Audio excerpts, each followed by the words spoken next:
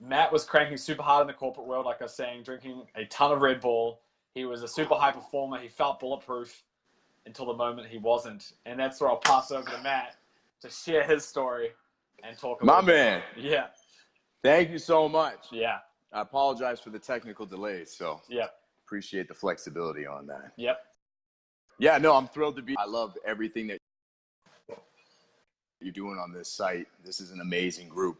I've had a chance to go over some of the content you guys are putting out there, and it's just incredible. So grateful to be here. What's up, Johan? Awesome. So yeah, thank you for jumping on. So tell us a little bit about your story. So you had this moment where you kind of had this huge health issue. Talk to me a little bit about that, and talk to me about kind of how that was your enough is enough moment. Yeah, really the enough is enough moment was 5 years ago when my son was born. And seeing him, for the first time, I realized, like, man, my life needs to change, because I was traveling 25 nights a month, letting somebody else kind of control my pen, meaning someone else was writing my check every week. And I just was tired of missing birthday parties and anniversaries and get-togethers and even funerals, like all that stuff. I was missing out on life. I had no friends. All I had was just like a lot of fancy stuff, a nice house, a nice car, but I had like zero soul. And I really wasn't doing anything to honor my values. So meeting my son inspired me to this point where I was like, you know what, I'm going to show this kid it's never too late in life to build something of your own, and pursue your passion and make money while doing it too. And so the other awakening with that too was, there's a series of events. The next month, my father passed away very suddenly.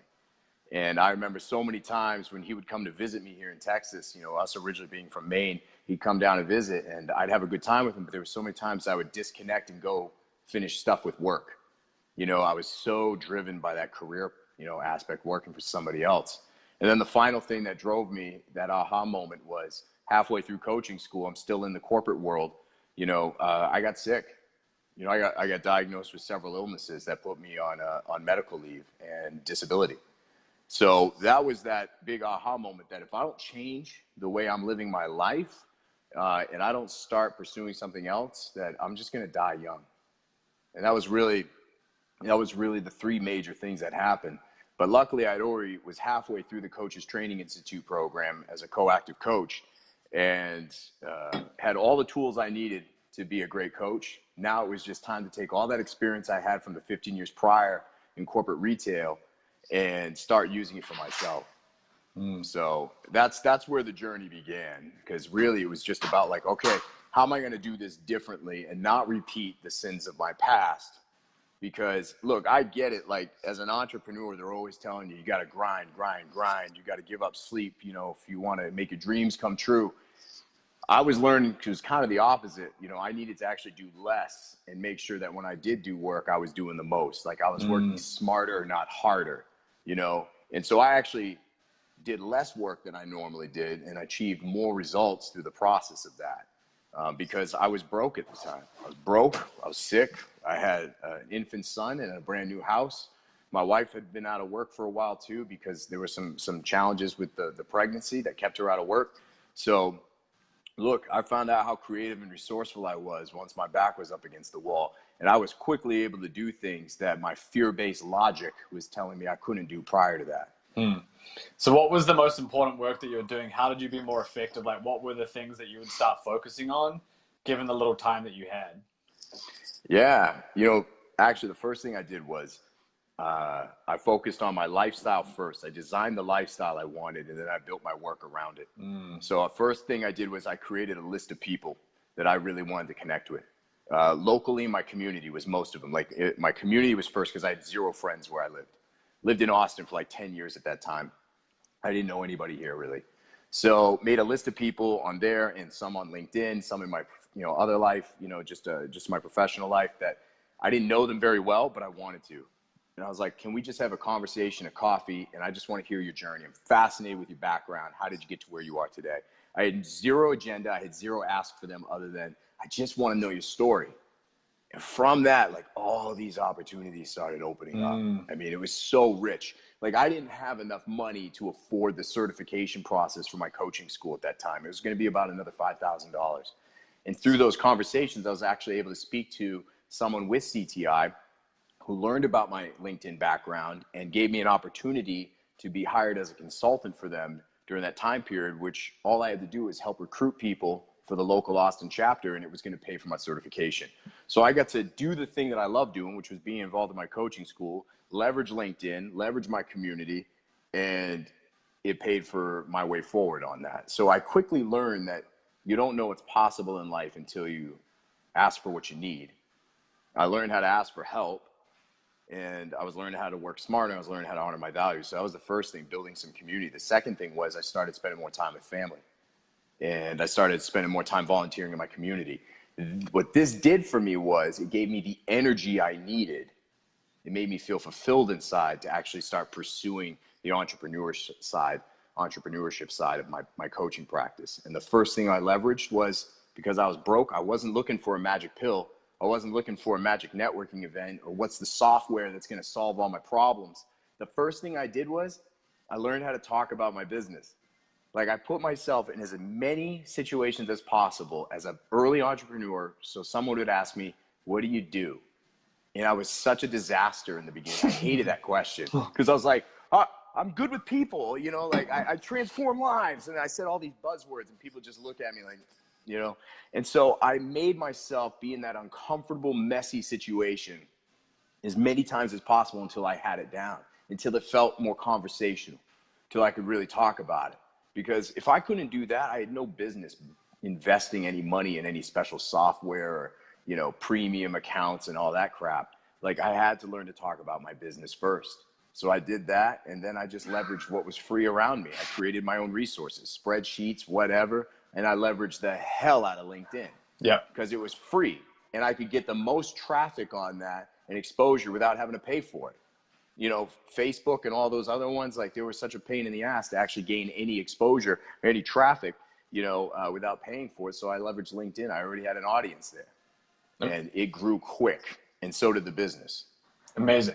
So you started, like your first most important activities is not building a website, not going and building fancy funnels, not investing in software. The most important thing you did first is looked at the platform that you had the biggest traction on already, LinkedIn, messaged people, your local community, people that you had knew somewhat, but not really, took them out with no agenda, just started having conversations, got used to talking about your business, and just started from the grassroots up.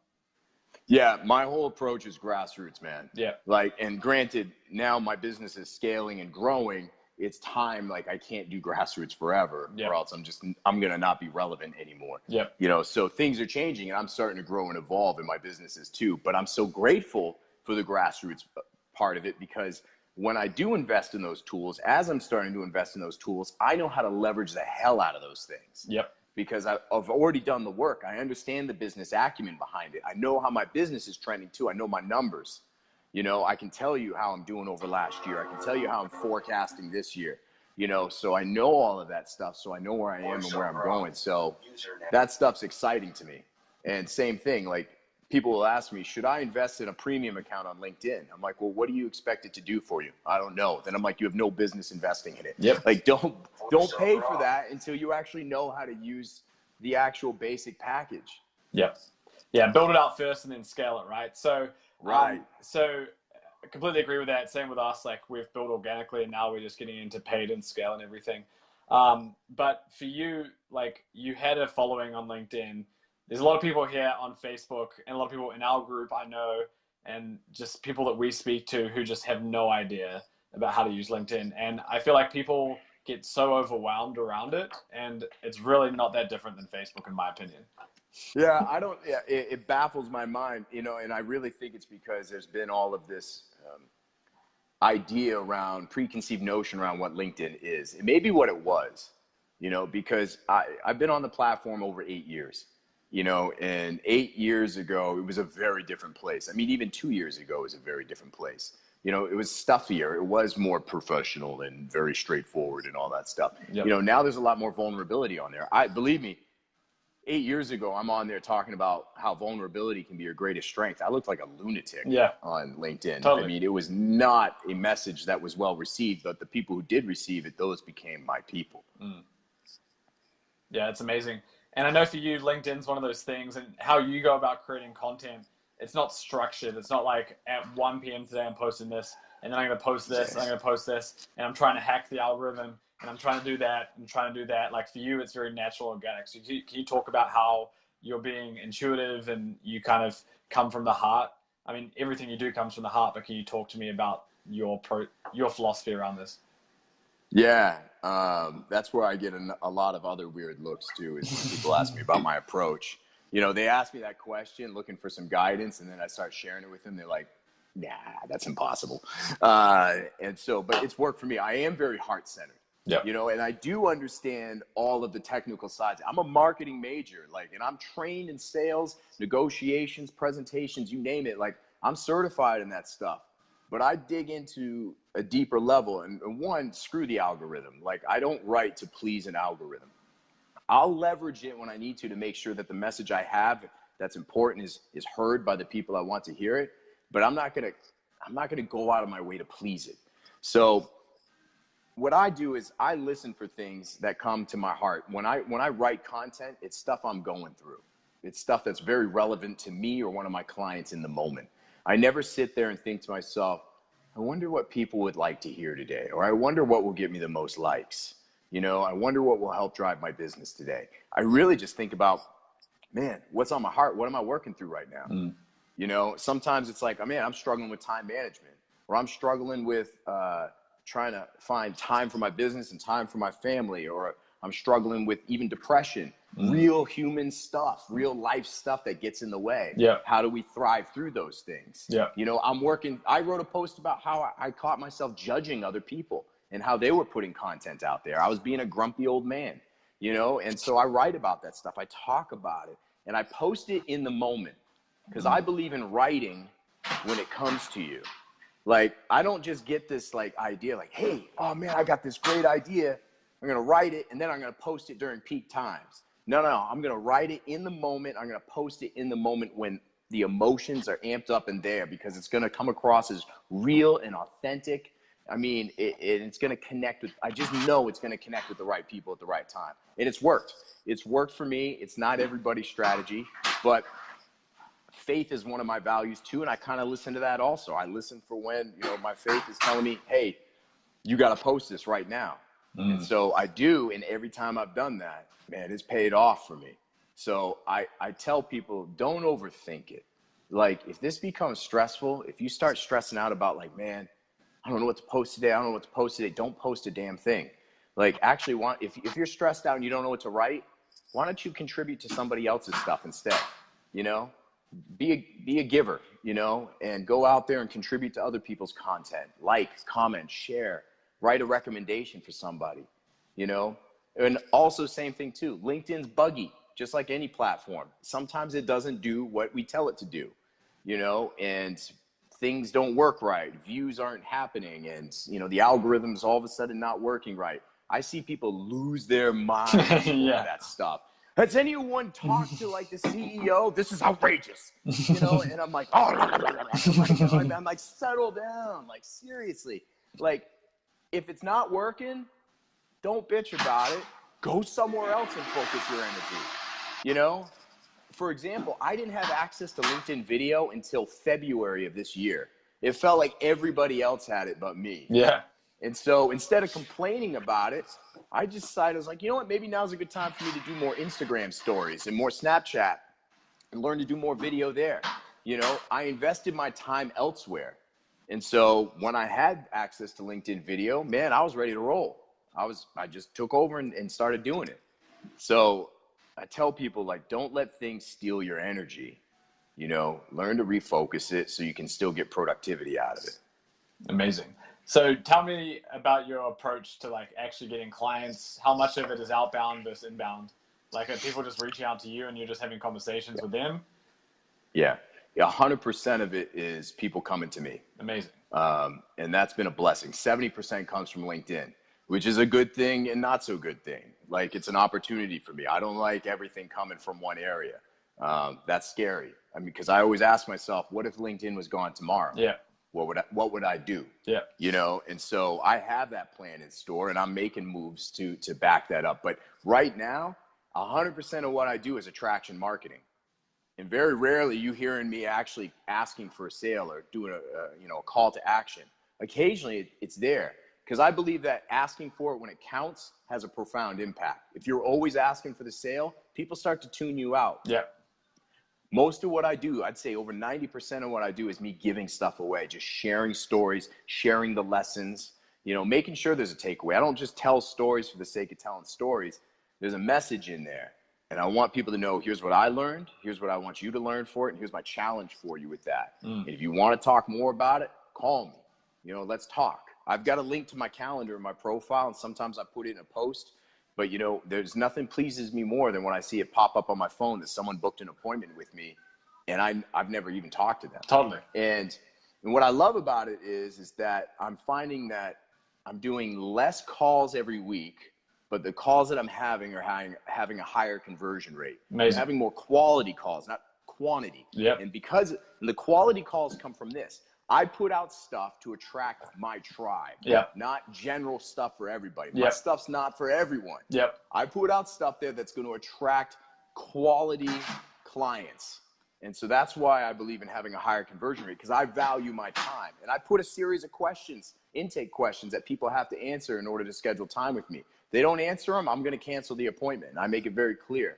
If you're looking to explore a paid coaching relationship, let's set up this free sample session. Let's talk, and so I'm very happy with the direction that was going in, because I realized that people were sucking my time away. Yep.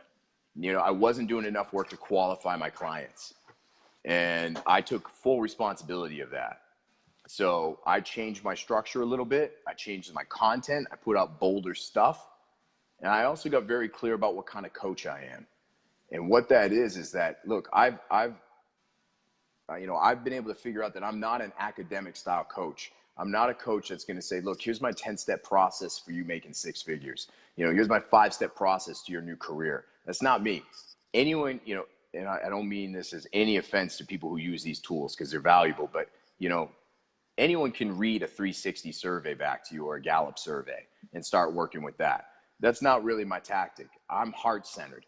I'm totally heart-centered. I'm going to listen to your soul. I'm going to listen to the stuff that you're not saying out loud. I'm going to listen and look for your blind spots. And I'm going to use all the skills that I've gained over the years. And I'm going to pull that stuff out of you without any judgment, without any agenda. And I'm going to call you out on your stuff. Yeah. And that's where I see real transformation happen. So when people are finding that the surveys aren't working for them, and they've done every assessment in the books, Myers-Briggs and all that stuff, and it's not working, come to me. I'll call you out on your bullshit, and I'll also hold you in that space when things are really tough. Yep. And without judgment. Yeah, that's amazing. Yeah. So who's your ideal client? Like, what is that quality client that you have to find? My ideal client, the people that are drawn to me typically tend to be highly successful individuals who've been successful for a long time, usually in a very specific industry, for themselves, dedicated industry. And one day, all of a sudden, they wake up and they're just like, I don't know why I'm doing this anymore. Very similar to where I was in life. I don't get it. And their performance is starting to decline a little bit. Not because they can't do the job anymore. It's just like they literally just don't want to. They don't see the point, and they're losing steam. And what I've noticed is these high performers are starting to realize that their career is the only value that's pouring into their lives. It's almost as if they've invested in one stock, and that's it. They put all their money into one investment, and it's starting to go downhill. And now they're really, man. So those people all of a sudden start realizing, wait, my entire life, my performance has determined my value. And now they're realizing that that's not enough anymore. They're thinking legacy. They're thinking something bigger picture. They're thinking more fulfillment. So I help people diversify their values in life. Instead of it just coming from work, and it still can come from your career, because mine does. Man, it flows in. It fills me up what I do. I'd do it for free if I could. But you got to have more than one thing. So I help these high performers find their other values in life. make sure that those are being honored, that those are pouring into themselves. And then that way they become better at their work, and they actually end up finding work that's either more aligned with their values, or they redesign their boundaries and alliance with their current job, and they start kicking ass again. So, because, you know, here's an example. Here's how you know you can be honest with yourself if you're one of these people. If you're having a great week at work, you probably feel bulletproof. Like, you're just like, man, I'm on fire, you know. But I guarantee you, if you have one bad day, you get one bad piece of feedback from your boss, and if it completely wrecks you inside and you feel like you're going to get fired and lose everything, you know, from a couple of, you know, pieces of feedback, man, that's a time to reevaluate what's going on in your life, because you can't count on one thing to fill you up. Yeah. You got multiple streams, stuff pouring into your life. You can afford to have a bad day at work and work through it, because you got other stuff that's pouring into you. I hope that makes sense. Yeah, I love that.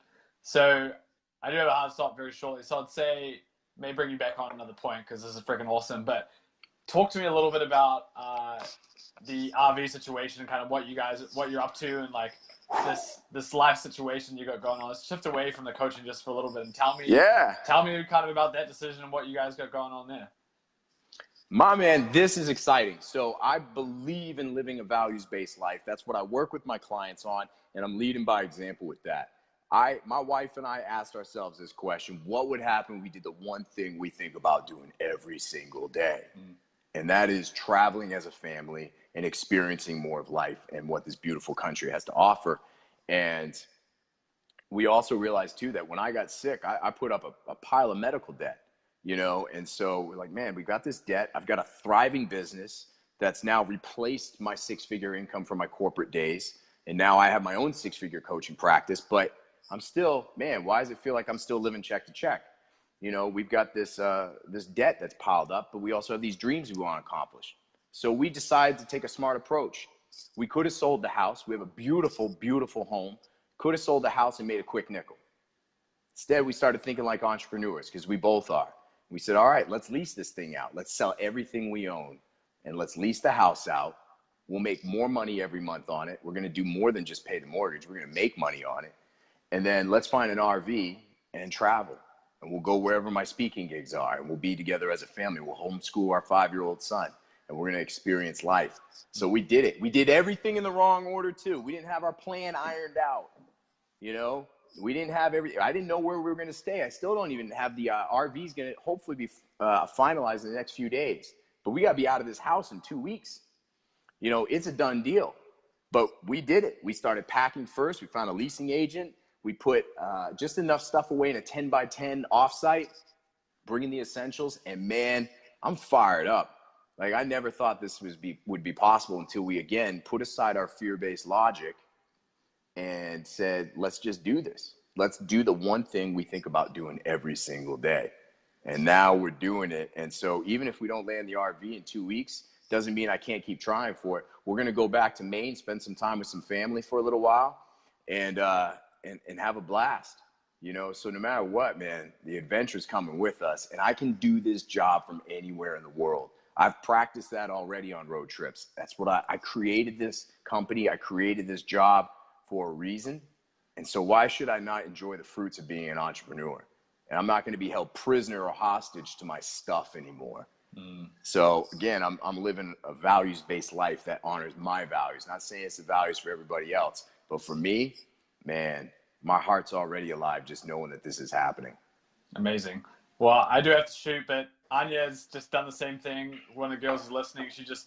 Her husband lost a job, and they ended up just buying a bus. They've renovated it, or they're renovating it now, and they're just traveling around there in Oregon right now. So freaking amazing. Kelsey, you rule. Congratulations. That's awesome. Well, her and I actually both have to jump onto a call. So this is amazing. And thank you so much, man. Like, you're freaking amazing, and super excited to hear how things go. And we'll do this again sometime soon. I hope so. Thank you very much, James. You guys take care. All right, man. Peace. Peace.